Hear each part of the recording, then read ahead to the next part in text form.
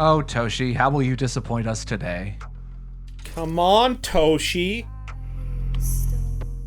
Okay, so I guess I should explain the first upgrade that we got for James. It gives him an invisible chunk of health when he's at full health. The game treats it as a shield. Welcome to Fat Cat City. But basically, it gives James a bit more opportunity to screw around when you're at full health. Huh.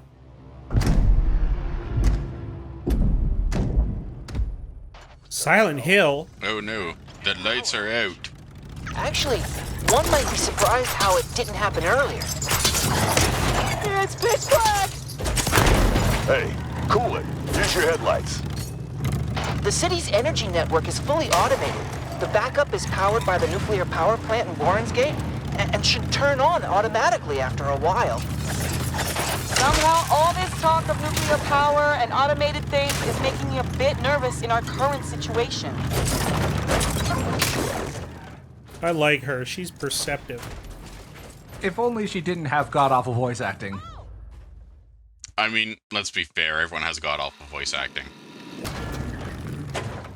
And also, I don't know what happened with that particular incident there. Anyway, I want you to be paying close attention for the next couple of seconds. All right? Look very closely.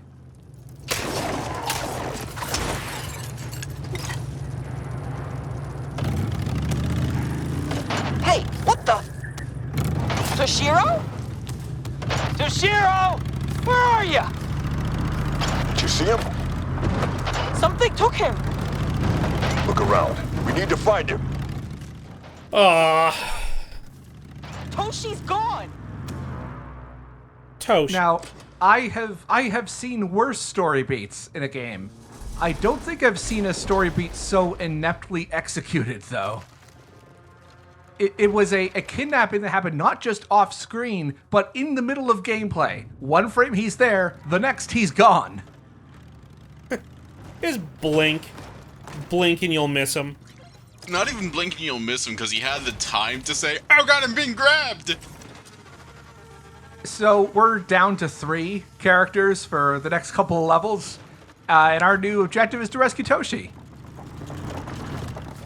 Did we just skip these 2 levels? I wish it was an optional objective, but no. Regrettably, our asshole teenager is also the brains of the operation, so... Which speaks volumes to the rest of the party's intelligence. Yeah. I do appreciate that little set piece there, where we have to go through the ceiling of the elevator.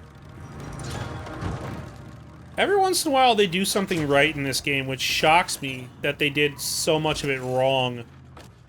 I really think this game could have benefited from more shorter levels, similar to like the dirigible chase or the ship chase from earlier. I mean, if that one was actually good, which it isn't. And speaking of not good things, this catwalk is going to collapse. You have to jump and dash through here in order to get to the secret. Now, it is technically possible to get that secret after the catwalk is collapsed, but it's very difficult, and I'm not sure you were meant to get it after the collapse. It may just be a quirk of the physics. Honestly, it looks like the game basically says, haha, screw you, so... At least it's near the start of the level, so when you do have to restart, it's not a big deal. Yeah, we're fighting 2 screamers. As James Plays Games has been playing along with this game, and he mentioned that one of the optional objectives here, he was going for optional objectives. I did not, because I value my sanity. One of the optional objectives either in this level or the last is to avoid getting damaged by the screamers at all. Oh. And that includes the shield. Yeah, that includes James's shield. Yes. Some of these optional objectives are just terrible. Yeah, there was a long rant in Discord about when James found one that was something like beat a level in a set amount of time, and he typically averaged about 6 seconds short. Yeah, that was the first level, the very first or the second level is extremely tight, to the point where you're basically... There's no way you could do it with the current upgrades. You have to wait until replaying it in level select. Anyway, I decided to do mostly unedited for this fight because this fight did not turn out very well. It was a complete clusterfuck, most of which was completely unavoidable. And you say completely unavoidable, but I mean, it could have been avoided by not playing the game. Unfortunately, that was not an option for me. And there you go. That's one of the. That's a great example of Randy's ultimate. Took out that screamer in basically one hit. And then you died by rolling the bike over. Yes.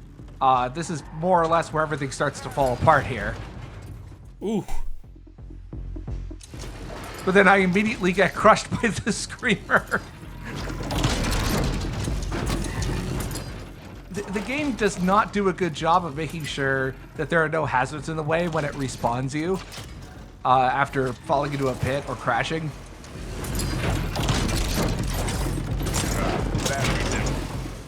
I mean, the list of things the game does not is longer than the list of what the game does. Yeah, that charge was unavoidable from the goon there.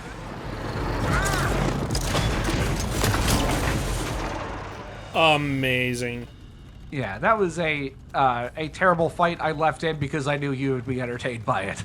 I feel like if they had about 6 months to spit polish this, it would be a really good game. Oh no, someone destroyed the job done sign. Oh no. The level goes on forever. Who wants to bet it's the giant robot horse with the anti-aircraft missile battery on top? Yeah, he seems like a likely subject. Anyway, we're just gonna get the energy chunk upgrade for Lisa, and another bike for Toshi. This is the Techno skin. Lisa, surprisingly, doesn't get most of her paint job unlocks until right near the end of the game. And I do appreciate how you can still unlock stuff for Toshi even after he's been kidnapped.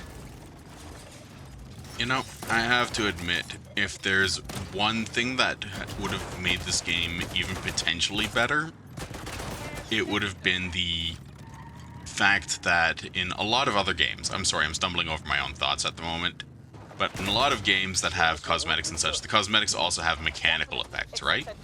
Yeah. This game really could have used that, honestly. Hey, you are a close second. Yes. The idea is to get as much altitude as possible and then use our radios to locate Toshi's bike. That makes sense.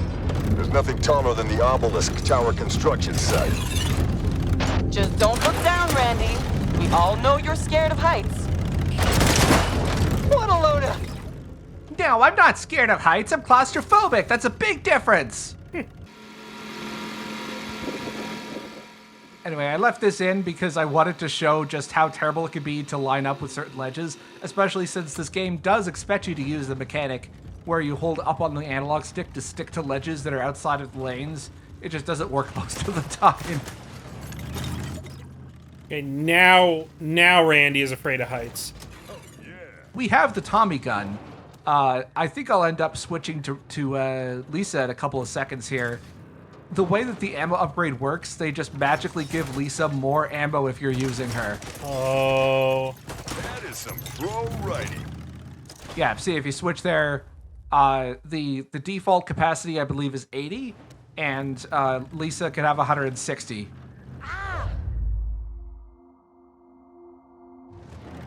You're doing a magical job on those catwalks. Yeah, I forget whether I've pointed it out, but those green junk bots, with the ones where you get extra power-ups, it only works if you use the wheel saw on them. Otherwise, you just kill them normally. Steel rats to Toshi. Where are you, goddammit? Lisa, I'm captured, and they kept me by the Lakeport bypass. Please come quick. Bad job capturing if he knows exactly where he is. We'll find him on Lakeport bypass. Well, we'll find him eventually. Yeah, we'll get to Lakeport Bypass eventually. As soon as I'm done falling into this bottomless pit, we'll find Toshi. And this level is also another bad speedrun level. You have to complete this in, I think, 2 minutes, maybe 3. It's not helped by stuff like this, where it's the closest thing this game has to an auto-scrolling section, and you just have to avoid this this construction equipment. I'm taking bets that those flying I-beams are insta-frags. But things get worse. For instance, I'm stuck here. I can't really go backward without a risk of falling off entirely. Unfortunately, James must go. His home planet needs him. He's going to bury into the ground here. I am impressed. Yeah, that is what happens when you get caught on the lip there of the platform. It feels like this level should work a lot better because it is quite simple, especially these 2D sections. Definitely has level design more reminiscent of Trials than the rest of the game. Yes, but Trials has something behind it called a competent dev team. Yeah, it has good level design as well. I will say, if nothing else, I respect this game for getting me back into Trials in a big way. I respect the ambition of the developers of this game, but I will not respect the end result. This game makes you want to play through Hydrophobia again. Oh god, that was just play Hydrophobia Prophecy, not the XBLA original. Even when it was patched, it was terrible. We can finally get a melee attack or the melee upgrade for Lisa. It actually makes her melee really good. Wow, Magnum rounds fucking suck. Only 10% damage boost? Although, unlike with Lisa's, it's universal, so every character has it.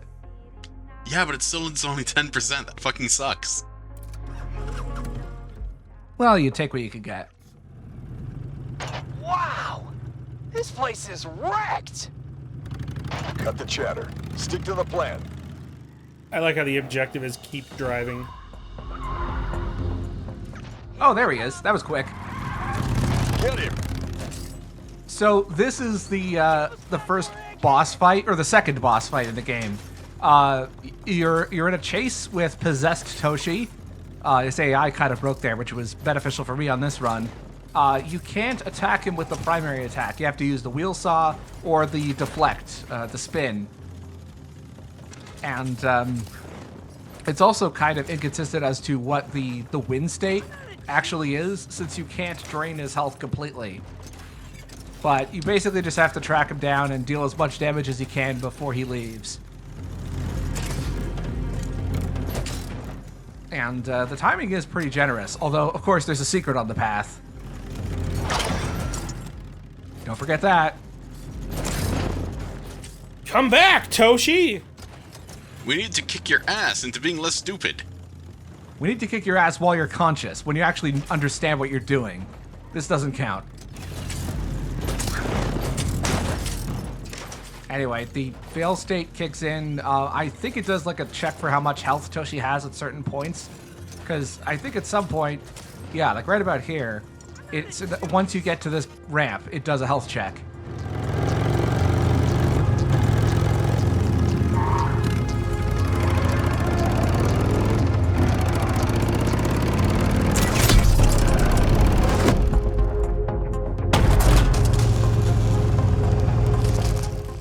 See, that's why we needed the 10% damage increase for the revolver.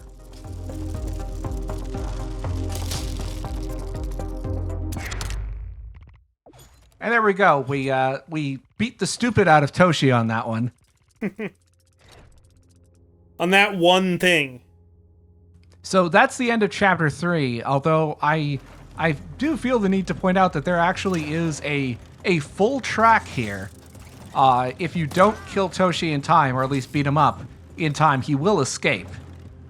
And there's just a full level here that really doesn't have any use other than having a larger place to fight Toshi.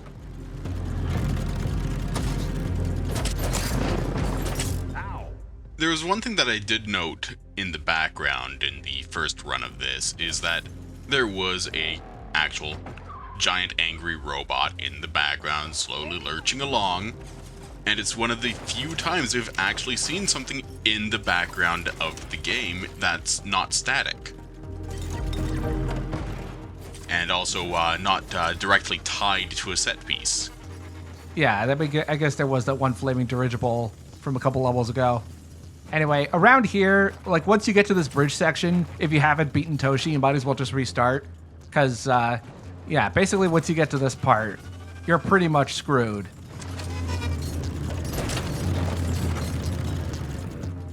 I like how you can get way out ahead of him and it'll say, don't let Toshi escape. No, he's coming. He's catching up. Yeah, so there is a unique game over state here for letting the entire course run through. Toshi will just zoom away there, and you'll never see him again. Oh, thank God. Oh, no, never mind. Game over. Unfortunately, it's a bad thing to let Toshi escape. Ah. Yeah, we gotta prevent the stupid from spreading. Yeah, it's a quarantine and containment job.